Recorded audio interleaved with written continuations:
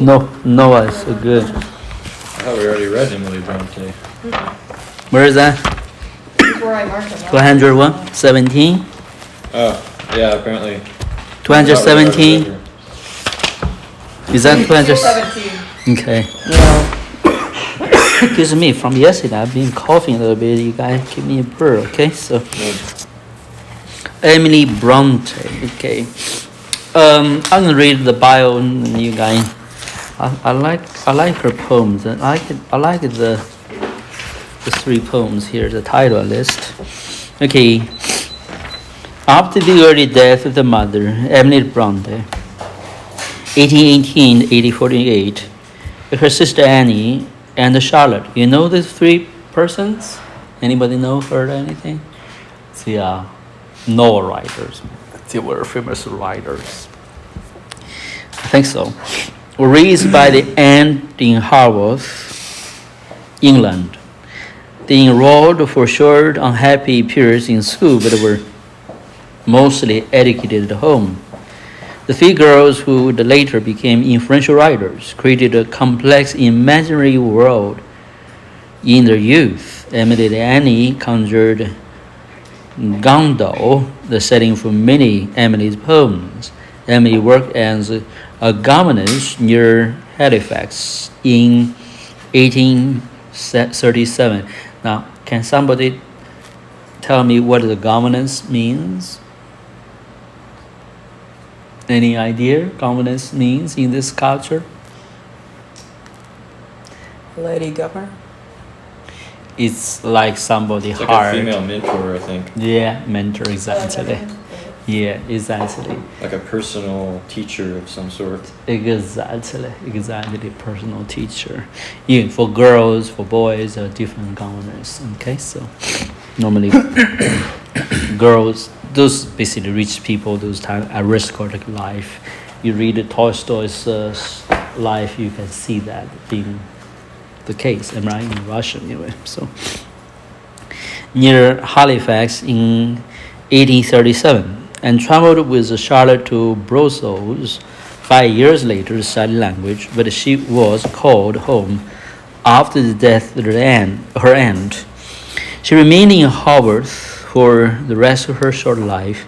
Charlotte claimed to have discovered Emily's poems in 1845.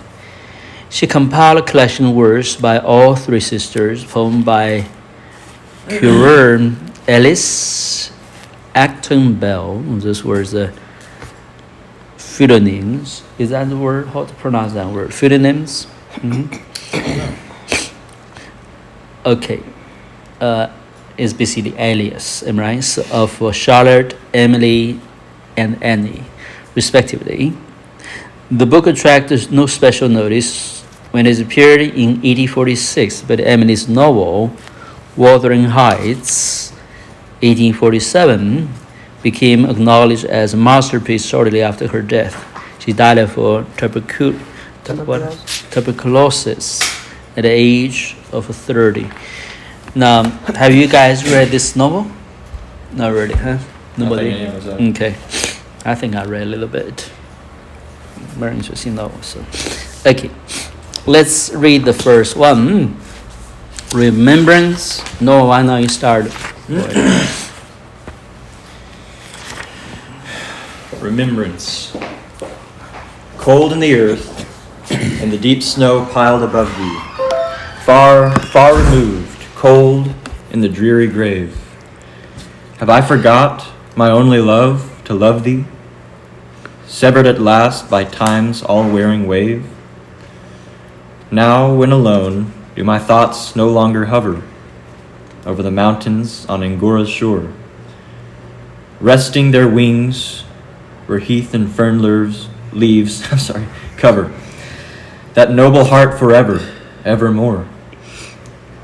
Cold in the earth, and 15 wild Decembers from those brown hills have melted into spring. Faithful indeed is the spirit that remembers after such years of change and suffering.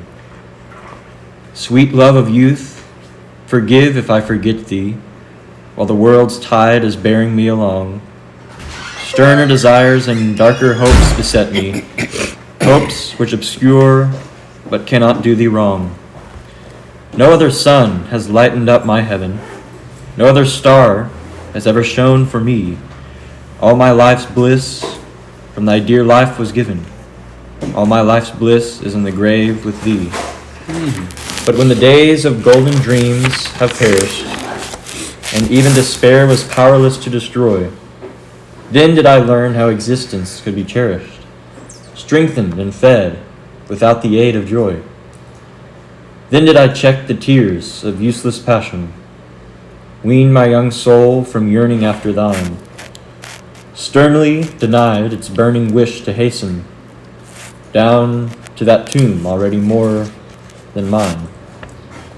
And even yet, I dare not let it languish, dare not indulge in memory's rapturous pain.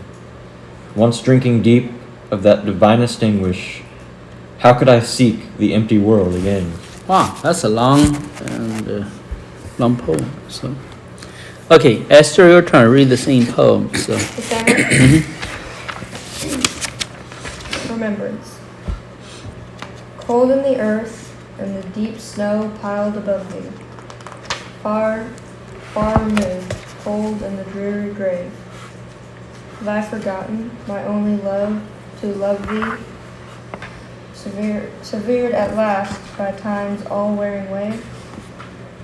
Now, when alone, do my thoughts no longer hover over the mountains on Angara's shore, resting their wings where heath and fern leaves cover that noble heart forever, evermore.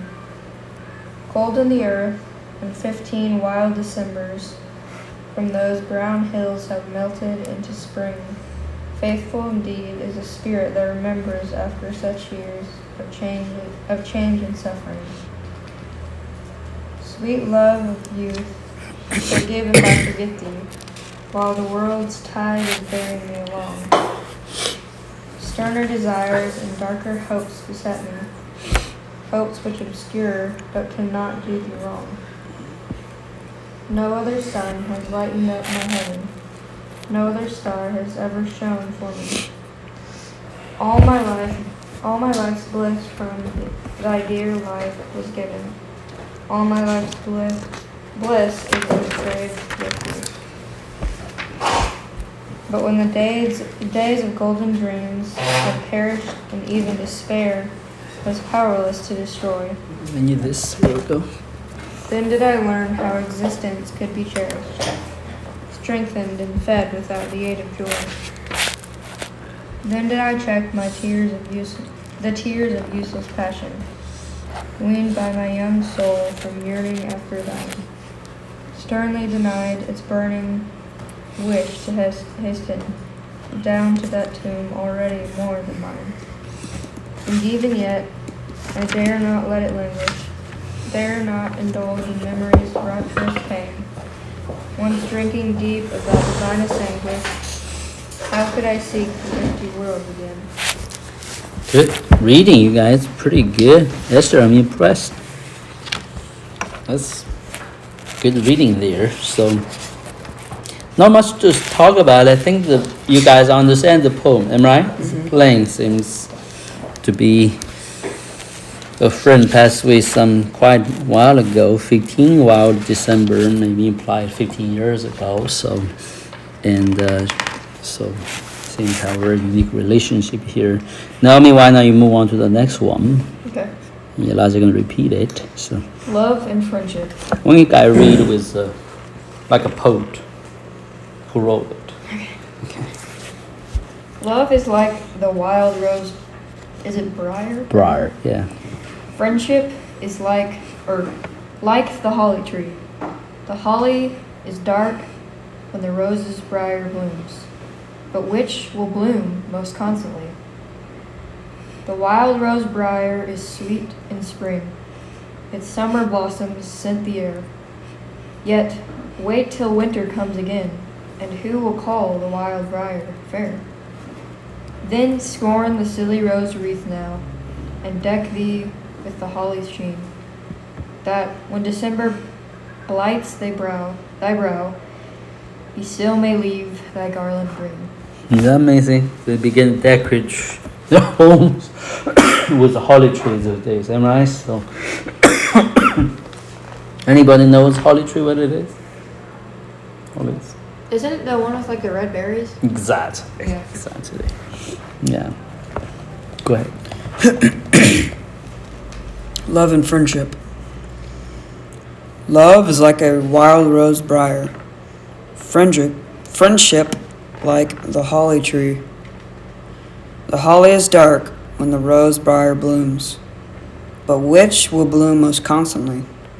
Now here, friendship and love, do you think they're directing to different people? Like there's a lover or the friends difference, or directing the same person? Good. Go ahead. Different people because it's love and friendship. Different people. Okay, that would be common understanding, am I right? So, know what you think?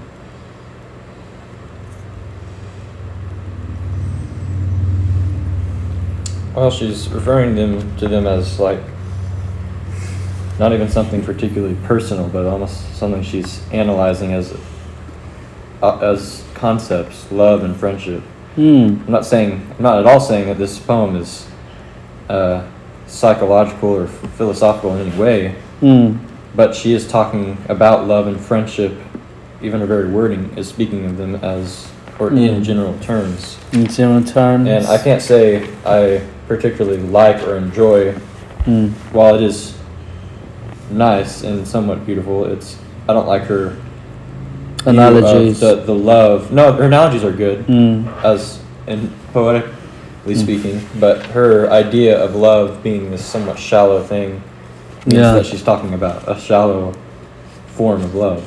Until love in this case maybe talking about useful thing, am I? Exactly, Emotional thing. So the definition of love here is defined by the poem, not necessarily with our definition maybe. So, but that being said, so thinking about if you apply it in general term, basically try to contrast love and friendship, this poem take on, but if you narrow down, said from a useful state for love, matured into a more solid relationship of friendship, that might speak another thing, am I right? So you think of Emily's life too. She's probably had a pretty negative experience with what many would call love, whether that be like a relationship with a spouse or something. Yeah. And obviously, I don't think any of her sisters, or at least Emily, never got married. Yeah. But she does, her benefit from relationship comes with what they would term as friends or friendship in those days, which is it's still love. That's interesting. Yeah, that's so interesting. Yeah. That's what she knows to be true love is friendship. Yeah. So that's why she explains or gives the image of friendship being something that's a far more enduring value. You guys know why we discuss in such a things? To understand the poem, you have to know the person, to know you try to convey. So, go ahead. Elijah finishes the poem. So. The wild rose briar is sweet in spring. Its summer blossoms scent the air. Yet, wait until winter comes again. And who will call the wild briar fair? Then scorn the silly rose wreath now, and deck thee with the holly's sheen, that when December blights thy grow, he may still leave that garland green. So what scorn here means, Elijah? Scorn the silly rose wreath now. What it means? Right here? I don't know. Noah, what do you think it means? Well, just even, it's a pretty negative and harsh word, which doesn't surprise me because of her background, but she basically disregarded as useless in this season. It's Mhm. not needed, and even probably looks ugly and dried out. Mm-hmm. So it's a it's a dejected thing almost. Yeah, dejection, basically. Yeah, good one. Okay, let's move on to the next one then, with the same terms. Here, you want to read it now? You, Okay. No coward soul is mine. it's time for nap. I understand everybody's. Me too. But Come on, it's sunny outside. I You're not want to supposed be cheer tired. myself up. So All right. this poem is exciting, man. Yeah. Not really, huh? I like the poet that comes next. Oh, no coward is mine, or something like that. The poet. The poet is. Oh, well, me. Yeah, that's your favorite. I heard. Well, I can't say it's my favorite. I haven't read enough of him to be able to Yeah. say I know a lot about At him. least his poems more solid. Yeah. Well, not really. Oh yeah. Okay. Yeah. Okay. These poems are really long. Yeah, this one's pretty long. Yeah, but it's not that bad. You talking about the Windmans? Okay. He's talking about it's, Windmans, yeah. Yeah, it's long. Like, All right, you ready? Yeah. Then read it with a poem, like you wrote it yourself. Then you will read it with passion. Like that. Ah, poor poem. Who interested in that? So. That's why poetry is practiced, Exactly. not initially recited. Yeah. So if you wanted me to read it as if it was mine, I'd have to study it for like a week and really get the essence of the poem, and then I'd come back and recite it. I thought you were a quick learner, so just on that. Well, I could read the very first line of this poem, but I have to have the context of the entire poem. Yeah, go ahead. So, Okay. No coward soul is mine, no trembler in the world's storm-troubled sphere. I see heaven's glories shine, and faith shines equal, arming me from fear. O God within my breast, almighty, ever-present deity, life that in me hast rest, as I, undying life, have power in thee. wow. Vain are the thousand creeds that move men's hearts, unutterably vain, worthless as withered weeds, or idless froth amid the boundless main. To waken doubt in one, holding so fast by thy infinity, so surely anchored on the steadfast rock of immortality. Immortality. With wide embracing love, thy spirit animates eternal years. In thy eternal years. Remember that poem? In thy eternal years. Who's that? Eternal. You're not talking about internal lines to time, are you? Oh, eternal life. Yeah. Okay. So Yep, that's Shakespeare's Sonnet 18. All right, let's see, where was I? Thy spirit animates eternal years, pervades and broods above, changes, sustains, dissolves, creates and rears. Wow, that's a lot of beautiful words there. Though earth and man were gone, and suns and universes ceased to be, and thou wert left alone, every existence would exist in thee. There is not room for death, nor atom that his might could render void, since thou art being and breath, and what thou art may never be destroyed. Wow. I'm gonna read this one. I like this one. No coward soul is mine. No coward soul is mine. No trembler in the world's storm-troubled sphere. I see heaven's glories shine, and faith shines equal, arming me from fear.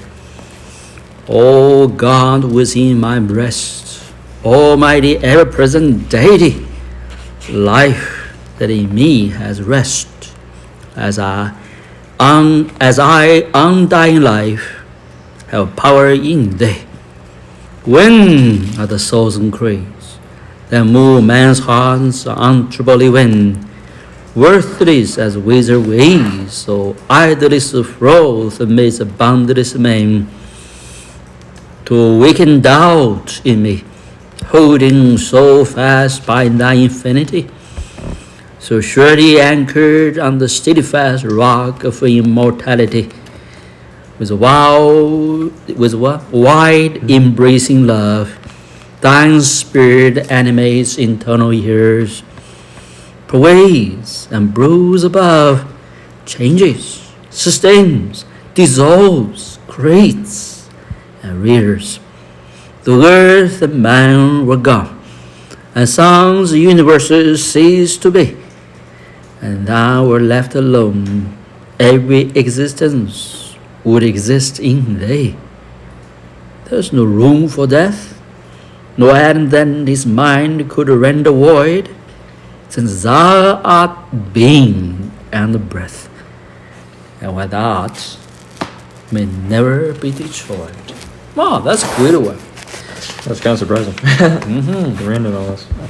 Okay, I'm going to read the next one. Then have Esther read the first poem. Then move from there. The Bible. When the 8 children, Walt Whitman, 1819 to 1892, was born in the farming community of West Hills, Long Island, where his father was a carpenter and a farmer. The family moved to Brooklyn, New York, when Whitman was 4, and he attended public school there until the age of 11, when he began to work full-time as a messenger. Wow. Hey, Elijah, 11. Those days, people work full-time as a messenger, man. Can you believe that?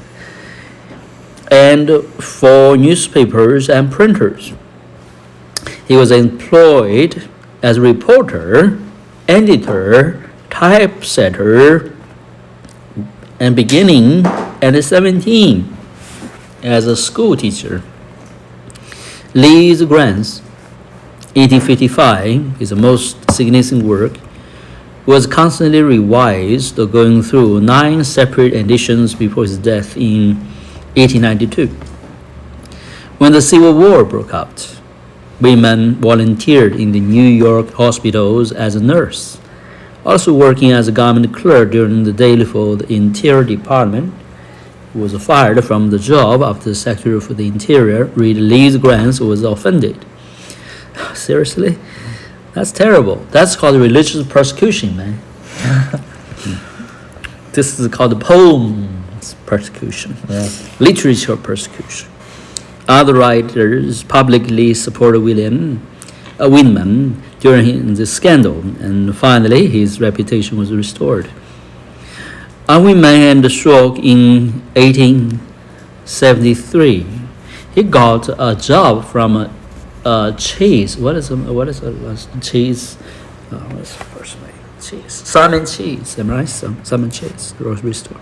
Stroke in 1873. He moved to Camden, New Jersey, to be near his dying mother, and remained in that town until his death, almost 2 decades later. So he was a small town guy, days, like we are. Okay, so anyway, please go on. The first one, Esther. When I heard the learned, is that saying learned? Yeah. Astronomer. Astronomer. Mm-hmm. When I- Astronomer. Astronomer. Oh, no. I always say astronomer. Astronomer. Astronomer. It's not an astronaut. He's in the trauma. As in the trauma. When I heard the learned astronomer, when the proofs, the figures were arranged in columns before me, when I was shown the charts and diagrams to add, divide, and measure them. No, what is astronomer? Astronomer is. I don't know what that means. Learn. But you have a Someone dictionary who anywhere. studies the stars and planets. Stars, planets, surfers that use charts, Telescopes. calculations, telescopes. Yes. So, yeah. When I sitting heard the astronomer where he lectured with much applause in the lecture room, how soon accountable I became. Unaccountable. How soon unaccountable I became tired and sick. Like you are right now.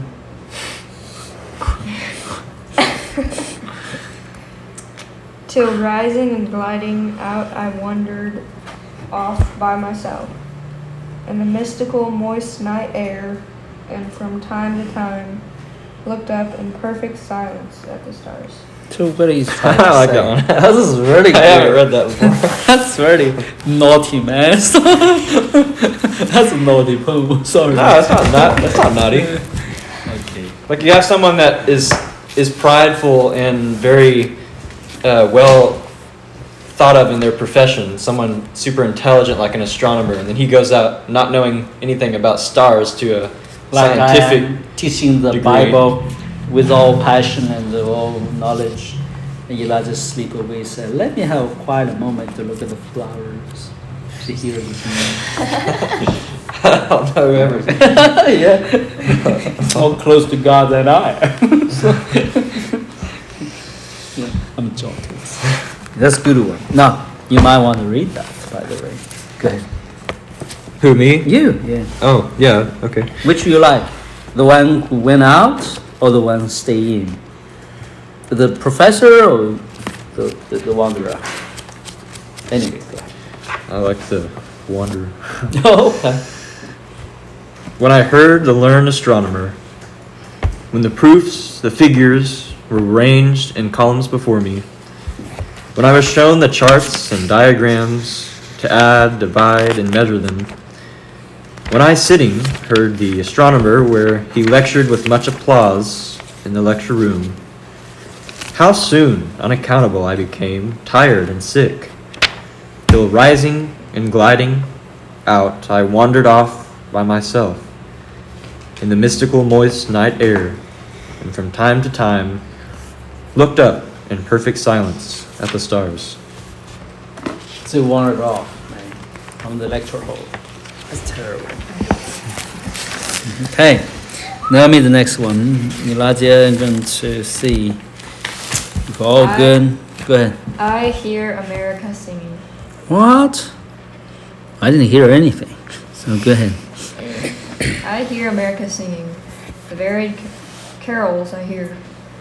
Those of mechanics, each one singing his as it should be blithe and strong. The carpenter singing his as he measures his plank or beam. The mason singing as he makes ready for work or leaves off work. The boatman singing with what belongings to him in his boat. The deckhand singing on the steamboat deck. The shoemaker singing as he sits on his bench. The hatter singing as he stands. The woodcutter's song. The plowboys on his way in the morning. What a plowboy Yeah. means. Probably, just a boy who plows. Oh, Mm. plowboy? Mhm. Plowboy or plowboy? Plow the field, I guess. I think it's plowboy. Yeah, plowboy. Or It's spelled two different ways, I guess. Mm. Because Or- it's sometimes PLOW, I don't know. or at noon intermission, or at sundown. Delicious singing of the mother, or of the young wife at work, or of the girl sewing or washing. Delicious. That's a nice word. Pair with saying. Each singing what belongs to him or her, and to none else. The day what belongs to the day. At night the party of young fellows, robust, friendly, singing with open mouths their strong, Melodious. melodious songs. Melodious. Oh, no, is it melodious or melodious? Melodious. Okay, melodious. I don't know. Melodious. Oh, well, that's just okay. That's good. So, go ahead. I saw in Louisiana that one. I hear America singing. No, I said next one. Oh, I didn't know what you said. You didn't like that one. It's plain. I saw in Louisiana a live oak growing. All alone stood it, and the moss hung down from the branches, without any companion. Well, actually, before you move on, I have a thought. Want to know to explain what this form of poem is. This form poem is different than strand and that's to have what it called. This Are is you called- ready to sleep? You seem ready to doze off. No, I'm not. You know? My mind Oh, is quite active. You're quite active. Okay, good. Your body's giving way. Like a tired sick. No, it's my reading position. Yeah, reading position. Okay. So don't squeeze the table, man. Making strange noises. Try to cheer you guys up. Okay. So now, tell us what a freeform is. Freeform poem. You know, remember? Freestyle. Freestyle. That's right. Yeah. I'm sorry.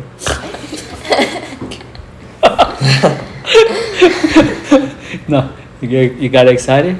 Next time we're going to use this as a title for your poem. Yeah, right. Snoring all kinds of sounds like out of the mouth. You don't intend to have, but it come out anyway. Oh, there's not much to say. I mean, Freestyle. What does freestyle mean? freestyle is writing in freestyle. Okay, that's good thing to learn, right? So you move on from Yeah. rigid structure from something like a sonnet, which I was speaking of earlier, which has to Okay. have 14 lines. Every other line has. Okay, let's read on that. Naomi, what's wrong with you? Let's read on that a little bit before we move on to get a background knowledge. Called poem is not nice, it's not polite, it's not right. That would know what I'm trying to tell you. Free form, freestyle, free form. Could be either. I don't know. I think so. Free form. I don't know, man. Yeah, it may be. I never heard of freestyle. Free verse, they call it. Free verse. Yeah. Ah, that's what it is. Is that called free verse? Yeah, it is. Yeah? Okay. Now, this is a good one to read. I want you to read some solid things about, poem form. So, let's read this one before we move on. So, now here is a clear departure of first from English kind of poems to American poems. The second is all those rigid ways, or not rigid, what is the word? More organized ways, if you will, of writing poems. Certain what they call sonnet. That kind of is the embodiment of that kind of style. You have certain consonant, consonant vowels, whatever, with a consonant in one sentence. Those kind of very rigid form, basically.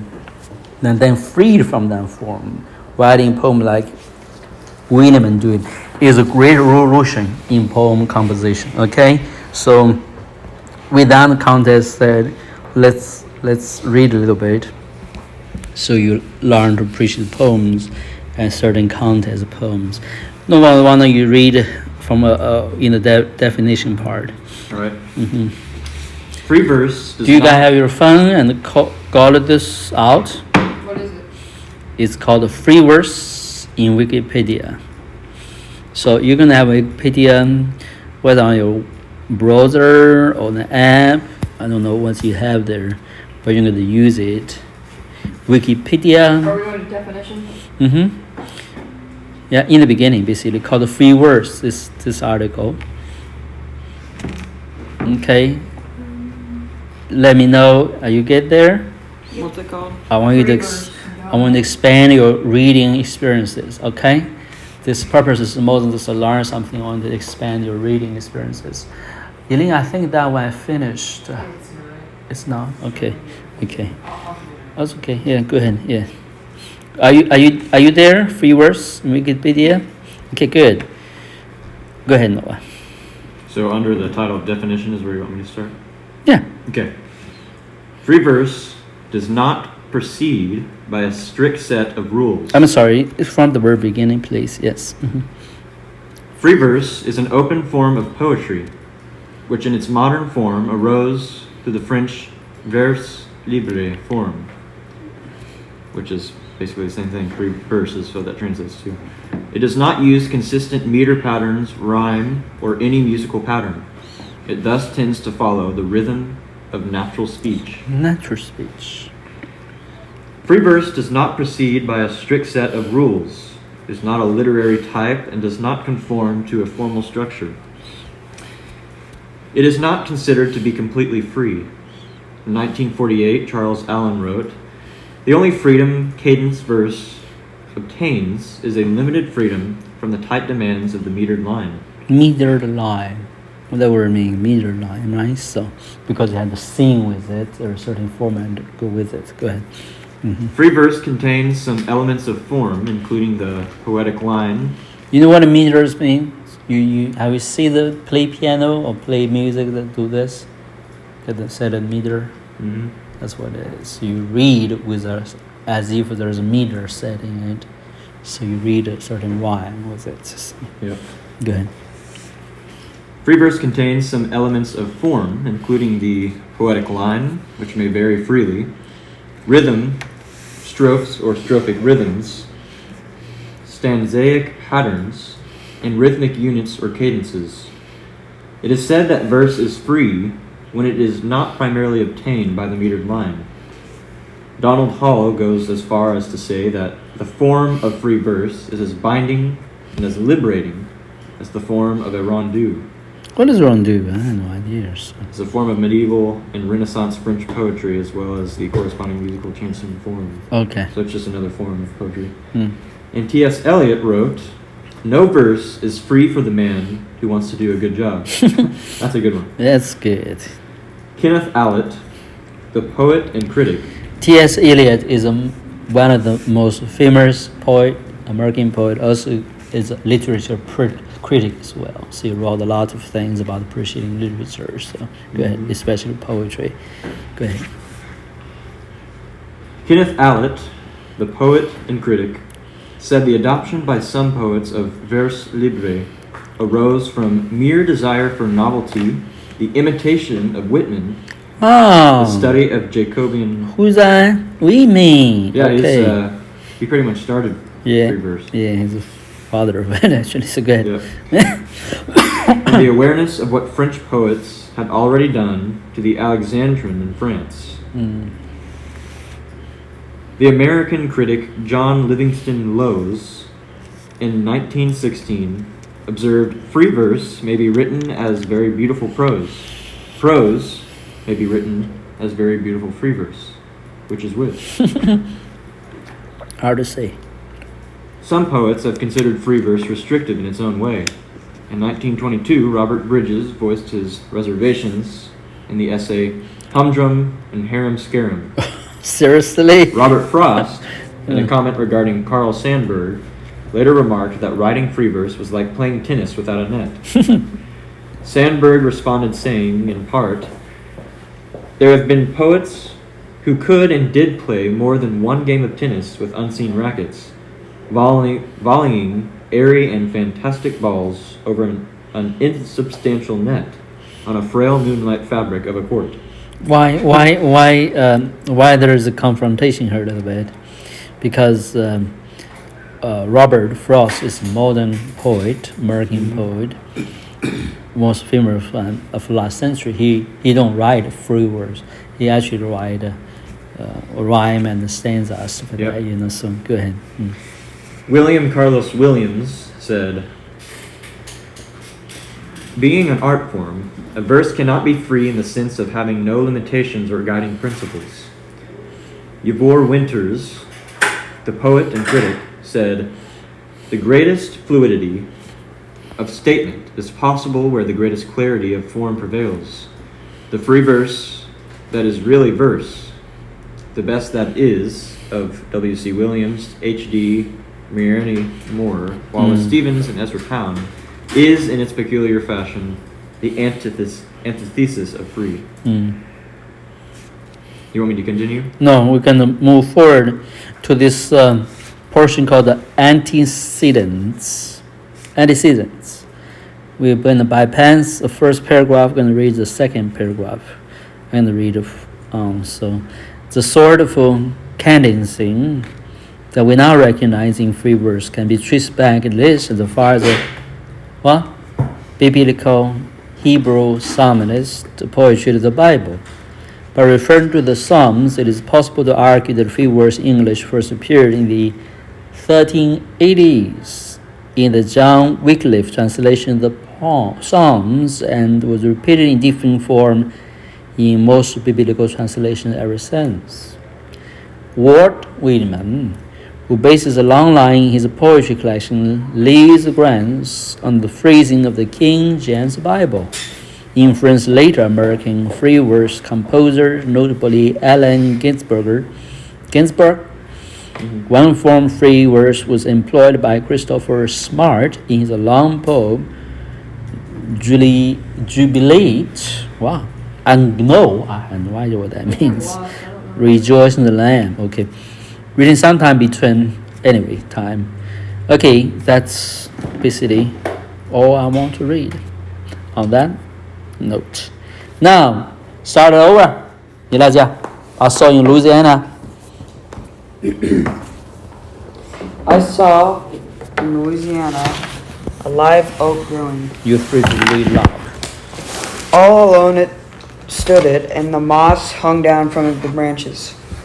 Without any companion, it grew there, uttering joyous leaves of dark green. As it took rude, unbending... what?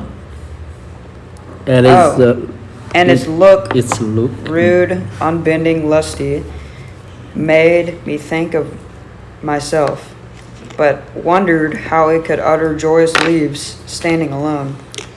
There without its friend near, for I knew I could not, and broke a twig off with a certain number of leaves upon it, and twined around it a little moss, and brought it away. I have placed it in the sun in my room. Means what? Sight in my room. It is not needed to remind me as of my own dear friends. Mm-hmm. For I believe lately I think of little else than them.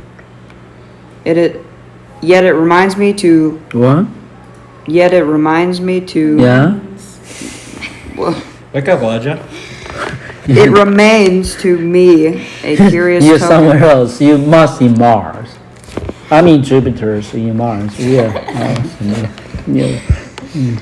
Still in the sun, circular system, still in the galaxy.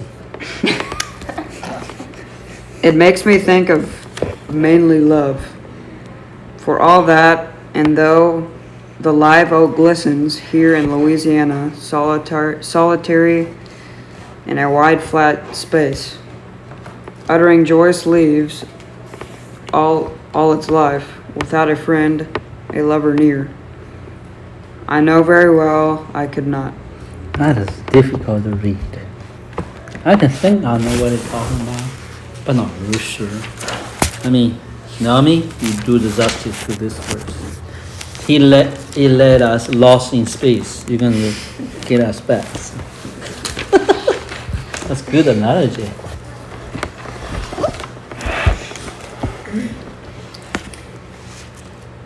I'm rereading this poem? Yeah. Okay.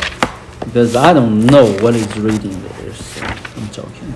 I saw in Louisiana a live oak growing. Naomi is so good with pronunciation.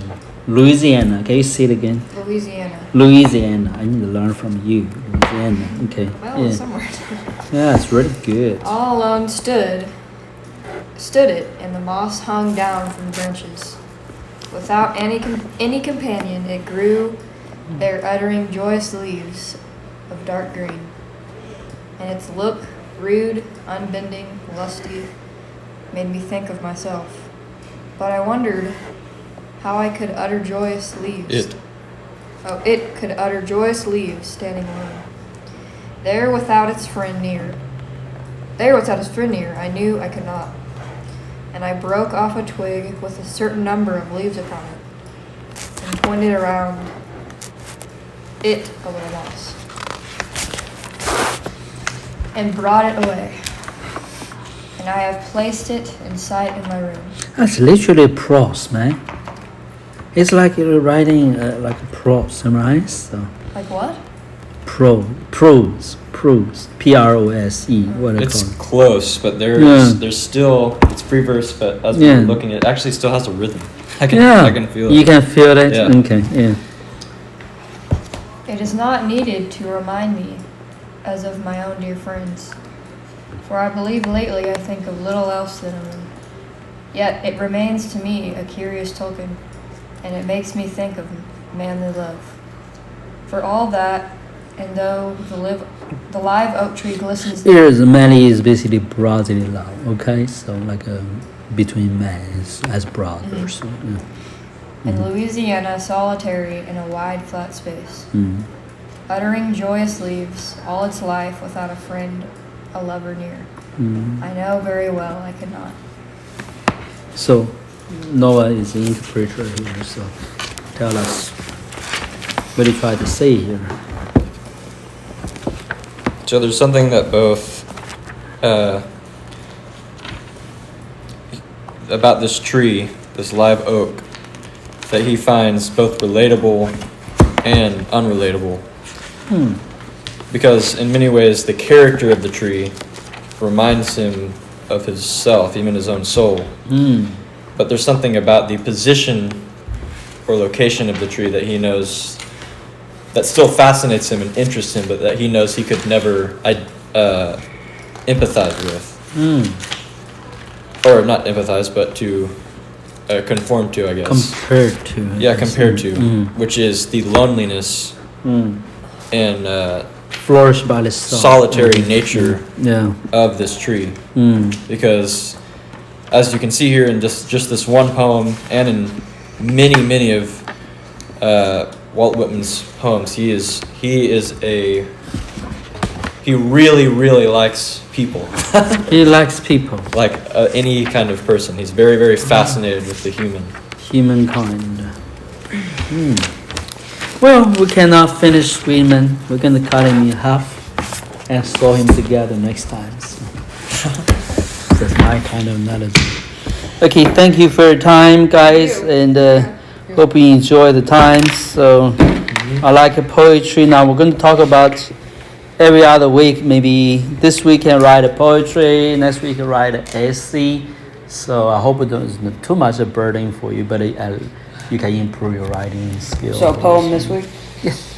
And just based on anything? I'm sorry. Like, we're just making up what we want it to be about? Yeah, you can try 3 words now.